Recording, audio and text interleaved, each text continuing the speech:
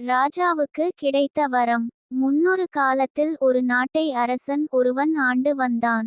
ஒரு சமயம் காட்டு வழியாகச் சென்றான் அவன். அங்கே புலியிடம் சிக்கிக் கொண்டிருந்த துறவி ஒருவரை காப்பாற்றினான். மகிழ்ந்த துறவி, பறவைகள் விலங்குகள் என்ன பேசினாலும் இன்று முதல் உனக்கு கேட்கும். இப்படிப்பட்ட ஆற்றல் உனக்கு கிடைத்திருக்கிறது என்ற உண்மையை யாரிடமும் சொல்லக்கூடாது. அப்படிச் சொன்னால் தலை வெடித்து நீ இறந்து விடுவாய். போய் வா என்றான். துறவியை வணங்கிவிட்டு அரண்மனைக்கு புறப்பட்டான் அவன். வழியில் இருந்த விலங்குகள் பறவைகள் பேசிக் கொள்வது அவனுக்கு தெளிவாக கேட்டது.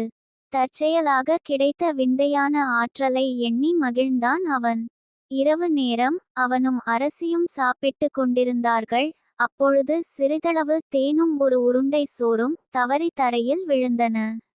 அங்கிருந்த எறும்பு ஒன்று, ஓடி வாருங்கள், கூட்டமாக ஓடி வாருங்கள், நமக்கு இனி உணவு பஞ்சமே இல்லை. அரண்மனை மது குடம் உடைந்து தேன் வெள்ளமாக பாய்கிறது.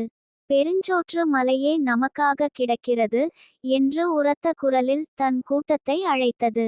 இதை கேட்ட அரசன், 2 சொட்டு தேன், தேன் வெள்ளமா? ஒரு உருண்டை சோறு பெருஞ்சோற்று மலையா?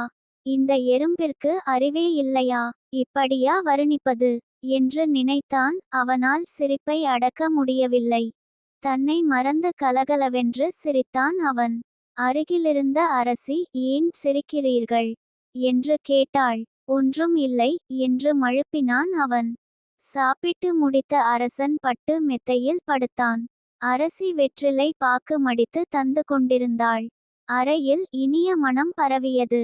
அங்கிருந்த ஆண் ஈ ஒன்று பெண் ஈயை அழைத்து, எவ்வளவு இனிய சூழல், வா, நாம் இருவரும் அரசனின் முதுகில் இருந்து ஓடியாடி விளையாடுவோம். மகிழ்ச்சியாய் இருப்போம். இதை போன்ற நல்வாய்ப்பு யாருக்கு கிடைக்கும் என்றது. என் முதுகு இந்த ஈக்களுக்கு மெத்தையா என்று நினைத்தான் அரசன். அவனால் சிரிப்பை அடக்க முடியவில்லை. மீண்டும் கலகலவென்று சிரித்தான். ஏன் சிரிக்கிறீர்கள் என்று கேட்டாள் அரசி. ஒன்றும் இல்லை என்று வழக்கம் போல மழுப்பினான் அவன். உண்மையைச் சொல்லுங்கள். என்னிடம் எதையோ மறைக்கிறீர்கள். நீங்கள் சொல்லாவிட்டால் நான் இனிமேல் உங்களுடன் பேச மாட்டேன். என் மீது உயிரையே வைத்திருப்பதாக நீங்கள் சொன்னதெல்லாம் நடிப்பு என்று கோபத்துடன் சொன்னாள் அவள். என் உயிருக்கும் மேலாக நான் உன்னிடம் அன்பு வைத்திருக்கிறேன். நான் சிரித்ததற்கான காரணம் மட்டும் கேட்காதே என்றான் அவன். நீங்கள் சொல்லித்தான் ஆக வேண்டும் என்று வற்புறுத்தினாள் அவள். உண்மையைச் சொன்னால் என் உயிர் போய்விடும் என்றான் அவன். அதெல்லாம் எனக்கு தெரியாது. நீங்கள் சிரித்ததற்கான காரணம் எனக்கு தெரிய வேண்டும் என்று அடம்பிடித்தாள் அவள். என்ன செய்தாலும் தன் மனைவியைச் சமாதானப்படுத்த முடியாது என்று உணர்ந்தான் அவன். என் உயிரைவிட உனக்கு நான் சிரித்ததற்கான காரணம் தெரிய வேண்டும். நாளை மாலையில் உனக்கு அந்த உண்மையைச் சொல்கிறேன். அப்படியே என் பிண ஊர்வலத்துக்கும் ஏற்பாடு செய்து வை என்று வருத்தத்துடன் சொன்னான் அவன். பொழுது விடிந்தது. வழக்கம் போல அரண்மனை தோட்டத்தில் உலாவ வந்தான் அவன். மாலையில் இறக்கப் போகிறோம் என்ற எண்ணத்தில் சோகமாக இருந்தான். அரண்மனை முழுவதையும் அரசன் இறக்கப் போகும் செய்தி பரவி இருந்தது. உலாவிக் கொண்டிருந்த அவன் பின்னால் வளர்ப்பு நாய் சோகமாக வந்து கொண்டிருந்தது. சிறிது தூரத்தில் அரண்மனை சேவல் பெட்டை கோழிகள் சூழ ஆரவாரமாக உலாவிக் கொண்டிருந்தது. இதை பார்த்த நாயால் கோபத்தை அடக்க முடியவில்லை. ஏ சேவலே, உனக்குச் சிறிது கூட நன்றி கிடையாதா? நமக்கு இவ்வளவு காலம் உணவு அளித்து காப்பாற்றியவர் இந்த அரசர். இன்று மாலை இவர் இறக்கப் போகிறார். எல்லோரும் சோகமாக இருக்கின்றனர். இந்தச் சூழலில் நீ மகிழ்ச்சியாக இருக்கிறாயே, இது நியாயமா என்று கேட்டது. அதற்குச் சேவல், நம் அரசர் பெரிய முட்டாள். அவருக்கு இருப்பது ஒரே ஒரு மனைவி.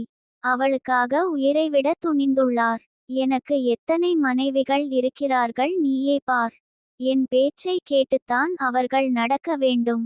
இல்லாவிட்டால் அவர்களுக்கு தண்டனை தருவேன். மனைவிக்காக இந்த அருமையான உயிரை நான் இழக்க மாட்டேன் என்று பதில் சொன்னது. இந்தச் சிக்கலிலிருந்து அரசர் உயிர் பிழைக்க வழி இருக்கிறதா என்று கேட்டது நாய். அரசர் மட்டும் அரசியிடம் உன்னைச் சவுக்கால் 100 அடி அடிப்பேன். அதன் பிறகுதான் உண்மையைச் சொல்வேன் என்று சொல்லட்டும். எல்லாம் நல்லபடியாக நடக்கும் என்றது சேவல். நாயும் சேவலும் பேசிக் கொண்டிருந்ததை ஒன்று விடாமல் கேட்டான் அரசன். அரண்மனை திரும்பினான் அவன். மாலை நேரம் வந்தது. அவன் அருகே வந்த அரசி, இப்பொழுது உண்மையைச் சொல்கிறீர்களா என்று கேட்டாள். நீ முதலில் சவுக்கால் 100 அடி பெற வேண்டும். அதன் பிறகு நான் உண்மையைச் சொல்லிவிட்டு இறந்து விடுவேன் என்றான் அரசன். நான் சவுக்கடி பெற்றுக்கொள்கிறேன். எப்படியும் உண்மை தெரிந்தாக வேண்டும் என்றாள் அவன். அறைக்குள் அவளை அழைத்துச் சென்றான் அரசன். கையில் சவுக்கை எடுத்த அவன் அவளை ஓங்கி அடித்தான். 10 அடியை கூட அவளால் தாங்க முடியவில்லை. மென்மையான அவளுடைய உடலிலிருந்து குருதி கசியத் தொடங்கியது. ஐயோ, போதும், அடிப்பதை நிறுத்துங்கள். உங்கள் உண்மையும் வேண்டாம், சவுக்கடியும் வேண்டாம் என்று அலறினாள் அவள். சவுக்கால் அடிப்பதை நிறுத்தினான் அவன். அதன் பிறகு இருவரும் மகிழ்ச்சியாக வாழ்ந்தனர்.